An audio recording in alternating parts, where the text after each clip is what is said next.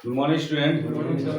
देखिए, आपको सांख्यिकी से ये क्वेश्चन दिया गया है और इसका माध्य निकालना हो तो इसमें अगर आपके आंकड़ा वर्गीकृत हो, वर्गीकृत मतलब वर्ग अंतराल के रूप में दिया गया, जैसे यहाँ पे आपको बिट्टों की संख्या जो दिया गया, ये आंकड़ा जो दिया गया है ये वर्ग वर्ग अंतराल के रूप में दिया गया है। 20 से 60, 60 से 100 और 100 से 150, 150 से 250, 250 से 350, 350 से 450। यानी आपको ये जो जितना दिया गया है वो सब वर्ग अंतराल में दिया गया है और गेंदबाजों की संख्या 7, 5, 16, 12, 2 और 3 दिया गया है। ठीक है, तो आप इसका माध्य निकालना, क्या निकालना है, सूचित के माध्य ज्ञात करिए, विकटों की माध्य ज्ञात कीजिए। तो विकटों का माध्य यहाँ ज्ञात करना है, तो कैसे हम लोग ज्ञात करेंगे। तो हमारे पास माध्य निकालने के लिए वर्ग अंतराल जब दिया है तो माध्य निकालने के 3 विधि होता है, एक प्रत्यक्ष विधि होता है और एक कल्पित माध्य विधि होता है और दूसरा पग विचलन विधि होता है। यानी आपके पास जो होता है 3 विधियां होती हैं, एक आपका प्रत्यक्ष विधि, एक कल्पित माध्य विधि होता है और एक आपका पग विचलन विधि होता है। तो पहले हम लोग प्रत्यक्ष विधि से समझाएंगे, प्रत्यक्ष विधि से कैसे लगाएंगे। तो प्रत्यक्ष विधि से निकालने के लिए हम एक सारणी बनाते हैं। क्या बनाते हैं, सारणी पे हम लोग क्या करेंगे, यहाँ पे कैसे सारणी बनाएंगे और इस सारणी में पहले लिखेंगे हम लोग वर्ग अंतराल लिखेंगे। क्या लिखेंगे, वर्ग अंतराल। यहाँ पे लिखेंगे वर्ग अंतराल, वर्ग अंतराल जो दिया गया वर्ग अंतराल लिखेंगे और यहाँ पे लिखेंगे हम लोग बारंबारता। क्या लिखेंगे, बारंबारता। बारंबारता जो होती है, बारंबारता को या 5 से रिप्रेजेंट करते हैं हम लोग, बारंबारता हो जाती है। उसके बाद हम लिखते हैं, उसके बाद क्या निकालते हैं हम लोग, माध्य पद निकालते हैं। क्या निकालते हैं, माध्य पद निकालते हैं, जिसको हम लोग एक्साइज से निरूपित करते हैं। ठीक है, या ऐसे कर सकते हो यहाँ पे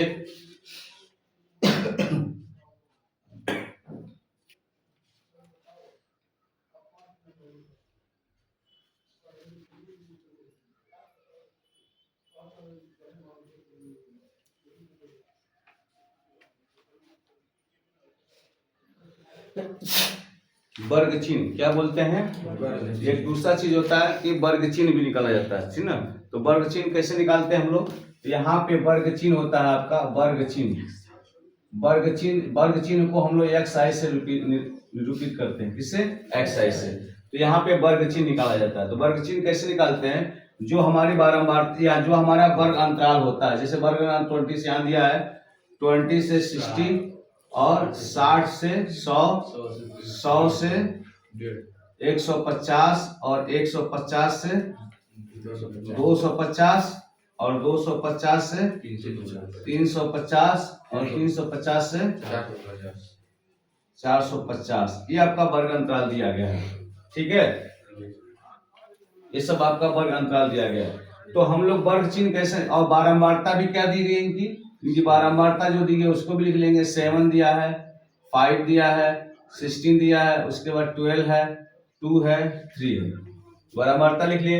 अब वर्ग चिन्ह कैसे निकालते हैं, इनका जो वर्ग अंतराल होता है, जो अपर लिमिट होता है, जो लोअर लिमिट होता है, इन दोनों को जोड़कर 2 से भाग किया जाता है। क्या करते हैं, 2 से भाग करते हैं। यानी इसको हम लोग निम्न सीमा कहते हैं और इसको हम लोग उच्च सीमा कहते हैं। अपर सीमा कहते हैं, उच्च सीमा कहेंगे।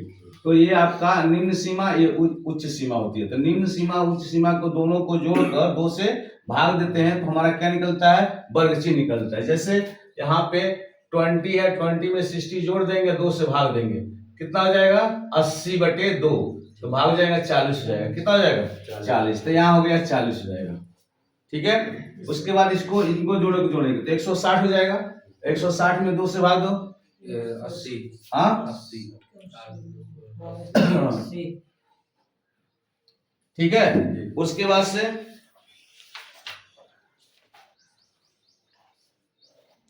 अब इसको जोड़ेंगे हम लोग,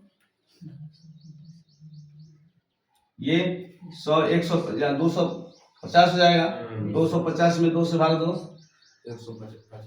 125 हो जाएगा। फिर 150 और 250 कितना हो जाएगा 400। 400 में हम 2 से भाग देंगे 200, ठीक ना। फिर ये हो गया 350 250, 600 में हम 2 से भाग देंगे 300। फिर आपका ये हो गया 350 450 800 भाग देंगे 2 से 400, ये हो गया। इस तरह से हम लोग वर्ग चिन्ह निकाल लेते हैं। अब यहाँ पे वर्ग जब हम प्रत्यक्ष विधि से निकालते हैं तो प्रत्यक्ष विधि को निकालने के लिए अब हमारे पास क्या होता है, इन दोनों का मल्टीप्लाई करते हैं, यानी यहाँ पे एक्स आई एफ आई, यानी एक्स आई और एफ आई निकालते हैं। क्या निकालते हैं? एक्स आई और एफ आई।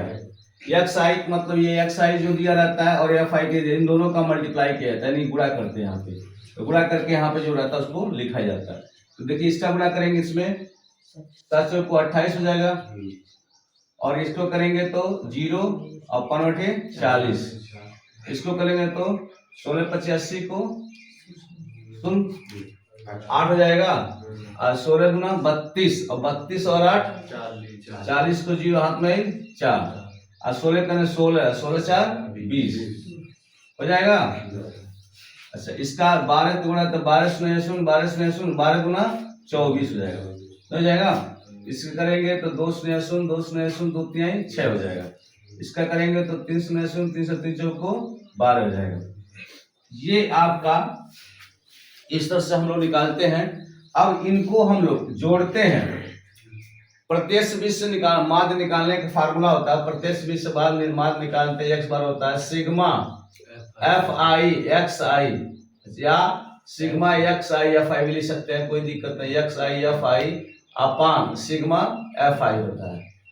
तो यानी ये एक्स आई एफ आई जो निकला है सिग्मा, सिग्मा मतलब इन सभी का जोड़ना, इन सभी को हम लोग जोड़ेंगे और यहाँ लिखेंगे sigma x I F I लिखेंगे, ठीक है। सभी को जोड़ेंगे तो देखिए 0 0 0 हो जाएगा, फिर यहाँ पे 8, फिर यहाँ पे 8 हो जाएगा, समझ में आया।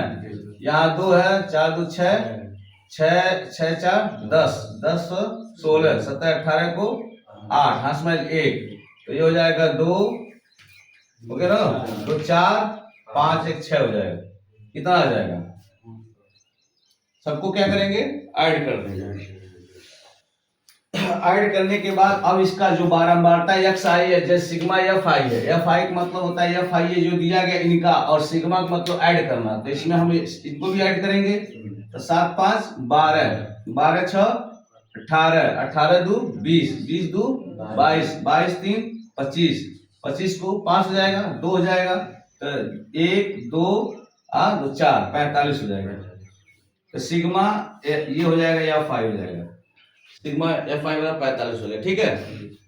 अब हम लोग इस फार्मूले में प्रत्यक्ष बीज से निकालने के माध्य निकालने का जो फार्मूला होता है, इस फार्मूले में रखेंगे हम लोग। तो एक्स बार इसका टू क्या हो जाएगा? Sigma x I F I की वैल्यू यहाँ कितना आया है?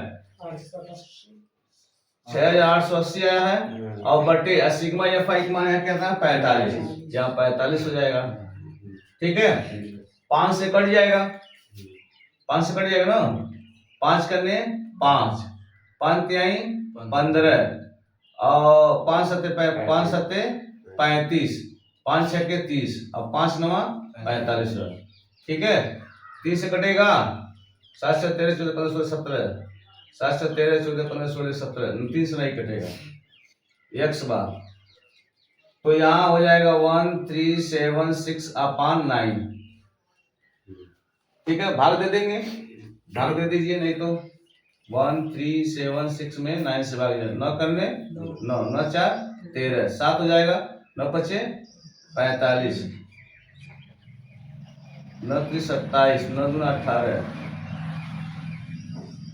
16 में 60 गया 8 कट गया, 10 लगेगा 0 हो जाएगा, 9 9 8 72 9 8 72 हो जाएगा।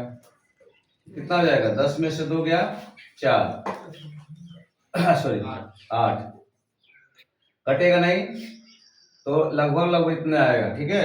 एक्स बार इसका हो जाएगा 152.88 के लगभग आएगा, ना आ जाएगा।